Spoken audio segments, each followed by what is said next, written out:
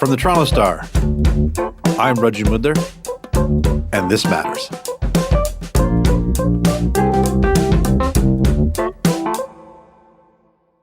Chlorofluorocarbons are an ozone-depleting environmental villain that is making a mysterious comeback.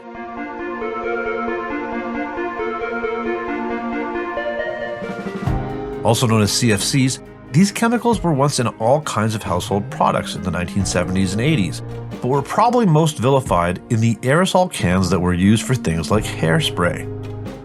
They helped cause a massive hole in the ozone layer, which actually spurred the world to act, and through a number of measures, actually act effectively. But now researchers are raising an alarm, as some CFCs are on the rise and may become a cause for concern. Kate Allen is a climate change reporter at The Star and joins us now to talk about CFCs and what we need to know about their return.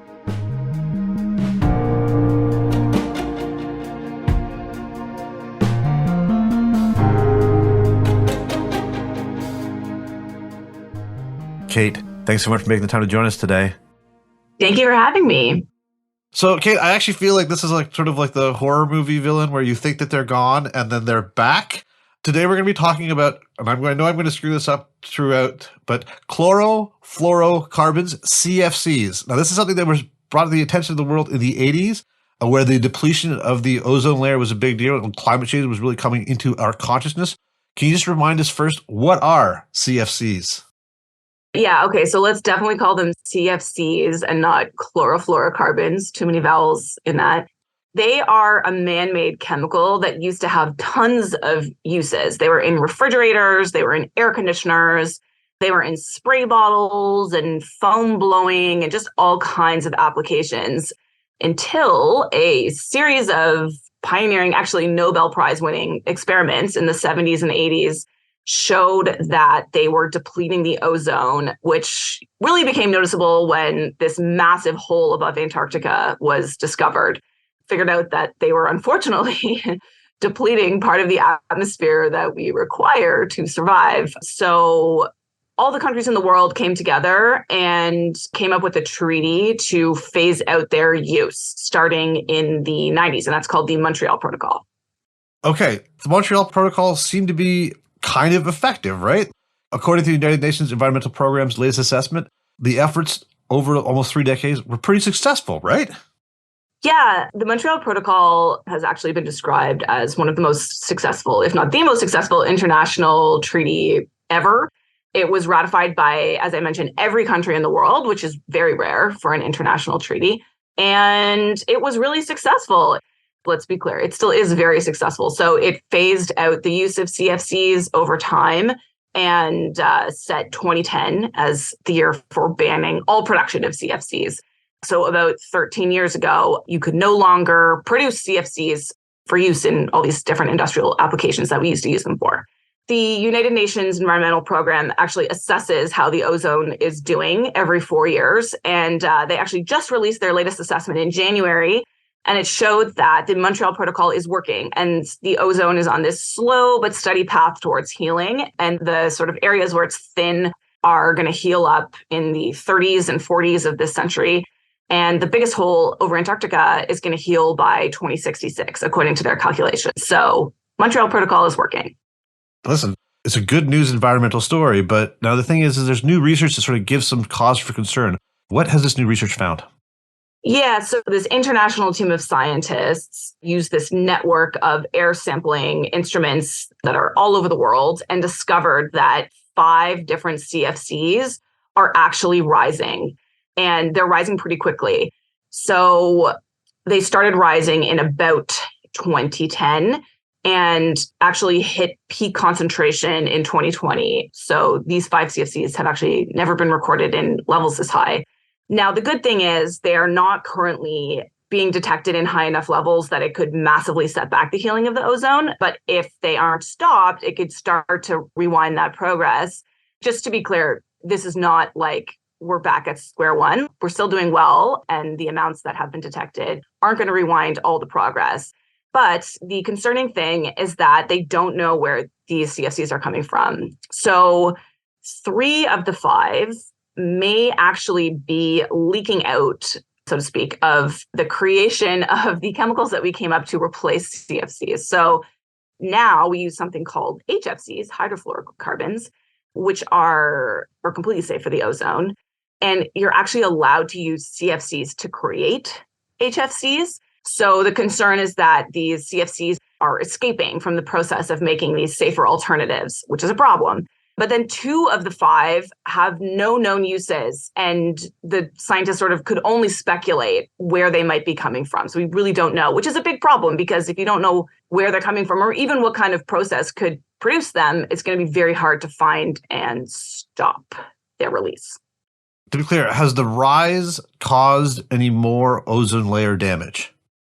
Very, very minimally, but not enough to reverse the healing trend. But what they have done, CFCs are also very potent greenhouse gases. They're like thousands of times more potent than carbon dioxide. They just have like a very, very strong potential to trap warming in the atmosphere. So even though it's a small amount of CFCs, the greenhouse gas effect of this small amount is equivalent to total emissions from a country like Switzerland.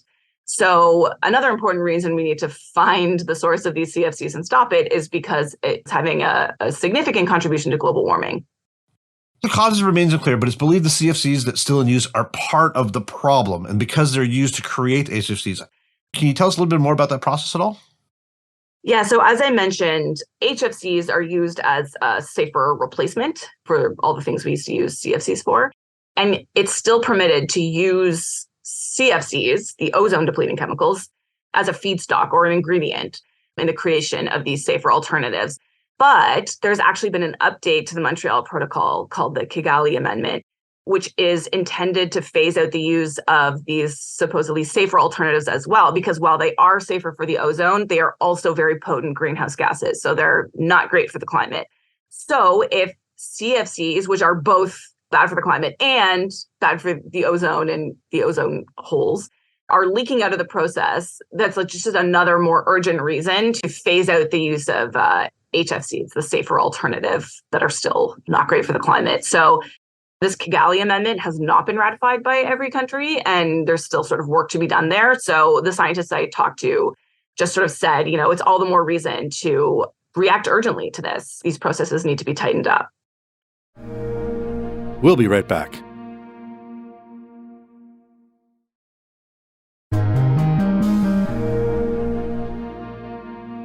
Is there a particular part of the world that the new emissions are a particular concern? Yeah, the scientists were very careful to not name a particular country. But what they did say is, so their network of sampling instruments is very dense in North America and in Europe. And every country also has to report its CFC uses to the Montreal Protocol every year. And so they basically said, based on how well sampled those areas are and how transparent the reporting process is, it's super unlikely that these are coming from North America or from Europe. But there's other parts of the world that don't have very many sampling instruments. It's kind of like a black hole. We just don't know what's going on over there. And they also noted that some other CFCs had been detected in the past in East Asia. So they were just sort of very, very delicately treading around the possibility that these are coming from somewhere in East Asia. But there really is no evidence of where these are coming from. And you would have to have more sampling instruments set up in more parts of the world. And that's something they said is really important and needs to happen next. Okay, I know this is a tough question, because what do we know about the 2 CFCs that are growing but aren't being used to create HFCs? I mean, this is sort of the big mystery, right? Yeah, and they were pretty baffled by it. They sort of cycled through a couple very rare previous uses for these 2 CFCs that are very, very, very little or just not used at all. But they even said this sort of very little used, or these uses could not explain the levels that they've detected. So they really don't know where they're coming from. And, somebody not involved in the research said, it's very likely these are coming from processes that totally contravene the Montreal Protocol. Okay, so what's next with this? I'm assuming just more research, more measuring of the air? Yeah, that's definitely the next most important step, is to keep doing these long-term monitoring efforts. And to try to get more instruments online in parts of the world that aren't well covered, because the closer the instruments are to the emission source, the easier it'll be to detect. But, sort of broadly, scientists in the research and not involved with it both said that it was more of a reason to stay on these sort of long-term monitoring efforts, even if they might seem boring, but also just to stay vigilant to this. It is the reduction of CFCs and the healing of the ozone is one of the greatest environmental success stories of the last century. And it doesn't change that, but it just means that we can't, pack up our bags and go home. We sort of have to stay vigilant here to make sure those successes aren't rewound. I remember all the concern about the ozone layer depleting, but in terms of climate change and with this new information, do we need to shift our focus back to that? Climate change remains the biggest crisis facing the Earth. They're not unrelated though, right? CFCs are an ozone depleting chemical, which is harmful to human health and harmful to plant life and animal life and nature in general. But it's also a greenhouse gas, which contributes to climate change. So they're not exactly separate crises. But no, I would still say climate change is the biggest crisis by far affecting the planet. But CFCs are tied into that too. These emissions are the equivalent of what Switzerland produces in a single year. So one of the scientists noted that if we can find and plug this emission source, not only will it help with making sure we don't start rewinding progress on ozone, it'll also be an easy win for climate change, like the equivalent of a small country going carbon neutral instantly. I remember as a kid, CFCs were something that was talked about a lot, the hole in the ozone layer. I remember stopping to use hairspray because I thought I was doing something bad for the planet. And last time we talked, you were in Montreal for COP15. I mean, the Montreal Agreement is sort of the gold standard of these things. And then, of course, this is happening. You make a great point about staying sort of vigilant. Any comments on the fact that, because I think a lot of people think stuff like COP15 and these agreements, we hear about them, and they don't have an effect. And yet CFCs are a perfect example where they really did work and shows what we can do when we set our mind to sort of saving the environment, right? Yeah, I think you could look at it the other way. Not that the Montreal Protocol has failed, which it hasn't, but that the scientists involved in these efforts aren't just sort of sitting on their laurels. They're continuing to monitor these trends and acting on it immediately when they see something going in the wrong direction. So hopefully some of the phase down of HFCs, the replacement chemicals, this evidence suggests that that's something we need to act on pretty quickly. So yeah, I mean, I suppose time will tell, but everybody involved seemed to be pretty confident that we could tackle this as well. It's not like all hope is lost. Kate, this has been great for us. I really want to thank you for your time today.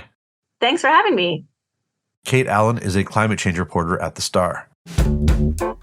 That's it for today. Thanks so much for joining us. I'm your host, Raju Mudhar. We want to hear what stories matter to you. Please send us comments, questions, or ideas to thismatters@thestar.ca. Please consider supporting the journalism the Toronto Star newsroom does at thestar.com/subscribingmatters. And don't forget to subscribe to This Matters on Apple Podcasts, Spotify, or wherever you listen to your favorite podcasts. Let's talk soon.